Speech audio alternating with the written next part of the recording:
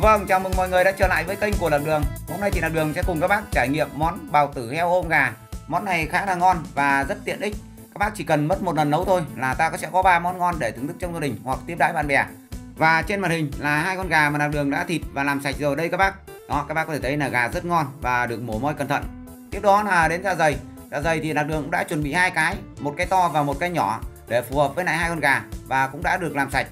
Và để làm được dạ dày sạch như thế nào thì Lạc Đường xin mời các bác chúng ta cùng xem lại lúc Lạc Đường mới mua dạ dày này về và cách làm sạch như này đây các bác. Đó, dạ dày sau khi mua về thì các bác sẽ lột ra. Ta sẽ làm sạch. Để làm được dạ dày sạch và hết mùi hôi thì ở trên kênh của Lạc Đường đã có một số những video hướng dẫn rất chi tiết về cách làm dạ dày này. Ví dụ như là video hướng dẫn cách làm dạ dày xào giòn hoặc là video lẩu lòng lợn. Thì ở trên đó Lạc Đường đã hướng dẫn rất chi tiết với cách làm bằng phèn chua và muối trắng thì dạ dày sẽ sạch tuyệt đối đấy các bác ạ. Sau khi đã được này rồi thì ta sẽ đem đi trần. Nó sẽ trần sơ qua lên thì đem ra cạo cái này được. Đây nhá, là Đường sẽ đem đi trần. Để trần được cái dạ dày này cũng đơn giản thôi các bác. Các bác sẽ bắt vào lên lửa quả chanh.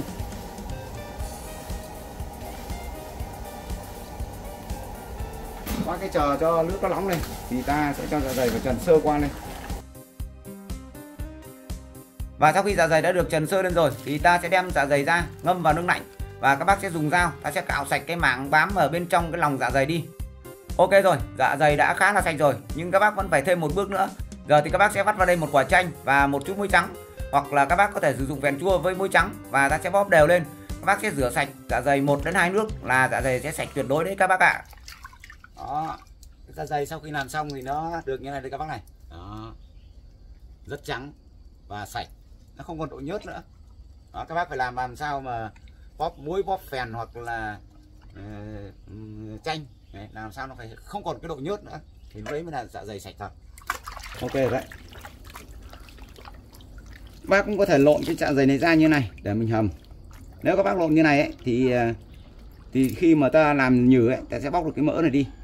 Cái dạ dày nó không còn béo nữa. Nếu bây giờ mà lọc cái dạ dày này thì rất có thể là nó sẽ rách hoặc là nó khó và mất nhiều thời gian. Cho nên là các bác cứ để như này.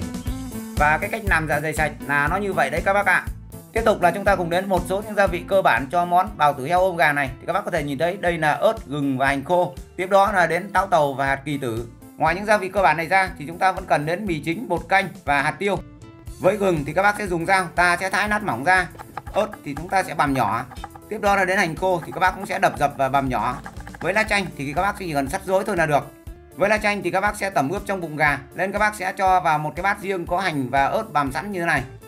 Với gia vị để tẩm ướp trong bụng gà thì các bác có thể nhìn thấy là ta sẽ có gừng bằm, ớt bằm, hành bằm và lá chanh. Bây giờ thì các bác sẽ lên vào đây một chút bột ngọt, một thìa cà phê bột canh, một thìa cà phê hạt tiêu và ta sẽ trộn đều lên. Còn với gia vị để tẩm ướp trong dạ dày thì các bác chỉ cần hành khô và ớt bằm, các bác sẽ lên vào đây một chút bột ngọt, một thìa cà phê hạt tiêu và 1/2 thìa bột canh, các bác sẽ trộn đều lên là được. Ok rồi, giờ thì gia vị của dạ dày ta sẽ tẩm ướp vào dạ dày. Gia vị của gà thì các bác sẽ tẩm ướp cho gà.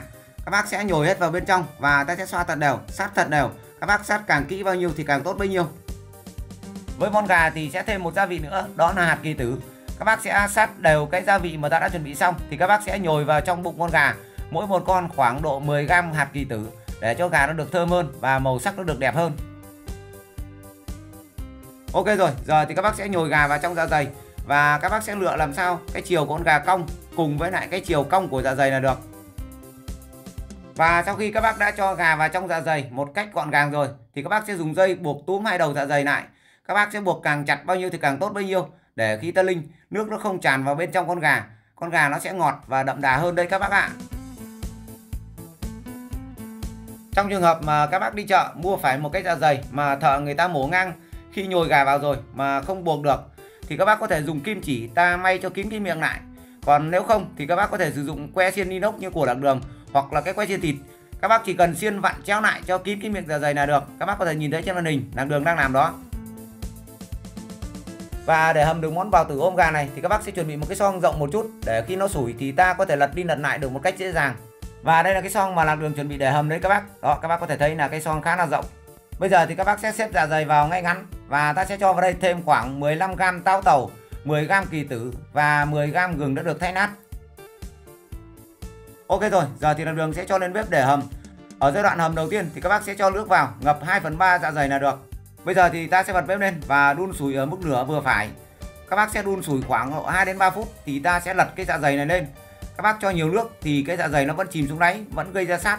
Và ta sẽ chỉ cần nó sủi khoảng 2 đến 3 phút, cái dạ dày khi nó căng tròn như quả bóng rồi thì lúc đó ta sẽ cho thêm nước vào thì cái dạ dày nó sẽ nổi lập lờ và không bao giờ bị sát nổi nữa đâu các bác ạ. Ok rồi, giờ thì các bác sẽ đậy vung và đun sủi tiếp khoảng 10 phút nữa. Và sau 10 phút thì nó sủi được như này đây các bác này. Đó, bây giờ thì các bác sẽ lật lại một lần nữa. Vâng, trong thời gian vừa rồi thì Lạc Đường đã nhận khóa đầu tiên của năm 2004.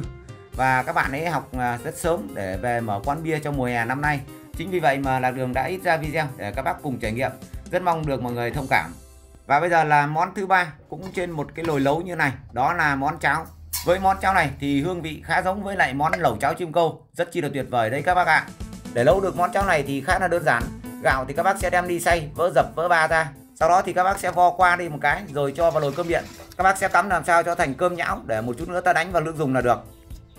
Và đây là nồi hầm mà ta đã hầm được khoảng 25 phút rồi đây các bác. Bây giờ thì các bác sẽ dùng một cái xiên nhỏ, ta sẽ xăm vùng quanh cái dạ dày để nó thoát cái hơi ra. Các bác sẽ cho thêm nước vào và đậy vung, ta sẽ hầm khoảng 10 phút nữa là được. Hôm nay thì khách có đặt Lạc Đường một con gà và một cái dạ dày, còn một cái thì gia đình ăn. Và đây là một số món mà khách có đặt thêm. Đây là món chân giò sốt tiêu, một món rất nổi tiếng của quán Lạc Đường. Có cái tiêu rất là đỉnh.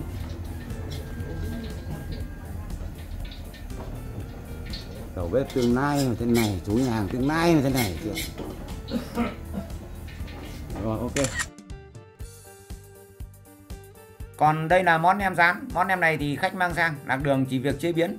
Các bác có thể thấy là một màu vàng cũng khá là đẹp. Món cháo ốc. Đâu? Rồi. Đây, đồ thắng đây. Ok. Thì nó cho một đĩa tương ớt lên. Món cháo ốc này thì khách cũng mang sang và nhờ Lạc Đường chế biến. Còn đây là món tôm sông cho lá mật. Món này thì của quán Lạc Đường. Món này chấm với mù tạp hay còn gọi là wasabi, rất tốn bia đấy các bác ạ. Cho dầu vào đây. Phóng lên. Còn đây là món đậu tẩm mỡ hành, một trong những món bình dân, thông dụng, rất được các tín đồ bia ưa chuộng. Tiếp tục là một món rau. Mùa này thì đang là mùa rau ngọn bí. Với món rau ngọn bí xào tỏi cũng có thể được gọi là đặc sản của mùa hè ở miền Bắc. Hầu khắp trong mùa hè thì các quán bia hay nhà hàng đều có món rau này.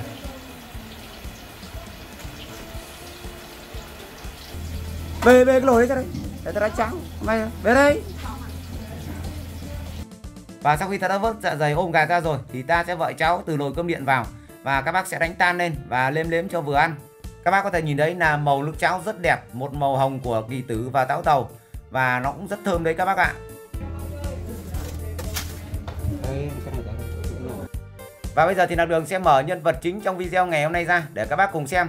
Các bác thấy như nào thì hãy để lại bình luận ở bên dưới cho Lạc Đường được biết các bác nha.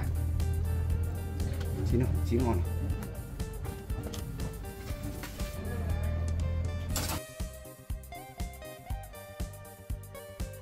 Thử xem có giòn. Giòn lắm. Tuyệt vời. Rất là thơm.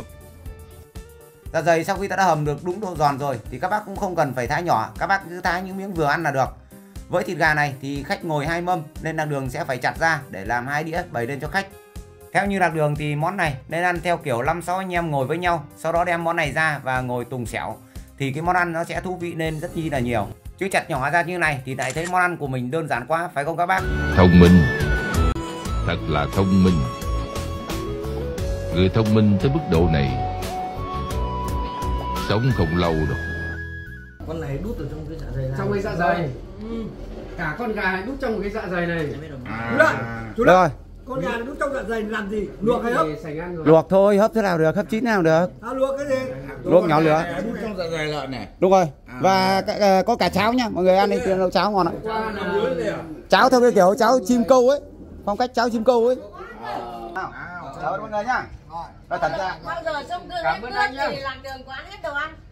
Nói thật ra là làm lấy tiền không phải đi chào cảm ơn đâu nhá. Cứ ăn ngon là được. Định là đem cá con ra ngoài đấy rồi rạch ăn thử xem nó mở ra đến đâu có cắt đến đấy. Nó ngon hơn là chặt cái này nhiều. Dạ dày không lấy được. Hả? Dạ dày là phải cắt. Cắt lấy kéo cắt. Ăn này ăn xé nó mới ngon, chặt đây không ngon. Chín chưa? Chín rồi thì cho lấm vào. Nồi cháo đây các bác. Đây, quá ngon, cho lấm. Có cái cho vào đi.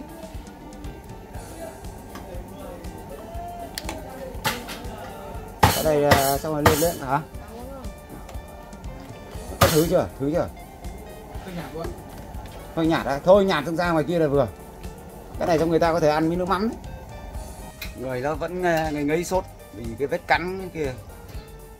Tệ quá, này không dám uống rượu. Đấy, cái lấm này nó nhanh chín rồi các bạn ạ. Đấy. Múp này. Lạc Đường xin cảm ơn mọi người đã xem video của Lạc Đường. Cảm ơn mọi người rất nhiều. Hẹn mọi người ở những video tiếp theo.